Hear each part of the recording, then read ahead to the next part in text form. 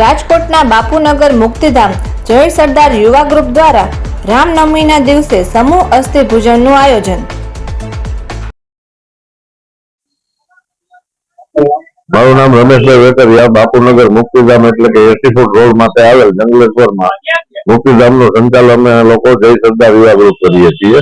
દર વર્ષની જેમ આ વર્ષે પણ અમે 1185 લોકોને અંતિમ વિધિ કરેલ છે। ત્યાં તેના અસ્થિ અમે અલગ કાઢીએ। એનું 6 તારીખ અમે રામનવમી દિવસે રવિવારે સવારે 7:15 થી 10:30 લગી અસ્થિ પૂજન રાખેલ છે એના પરિવારજનો તરફથી। તો એના દરેક પરિવારજનોને સવારના 7:30 થી 10:30 લગીમાં ત્યાં સ્મશાન ગૃહે આવી જાય, અંતિમ વિધિ માટેના જે ફૂલો છે એનું પૂજન કરે। ત્યારબાદ અમે 11 તારીખના રોજ હવે હરિદ્વાર મુકામે જશું અને 13 તારીખે સવારે 7:15 વાગે હલકી પેઢી મુકામે પૂજન કરાવી અને તે ફૂલનું વિસર્જન અમે ગંગા નદીમાં કરવાના છીએ।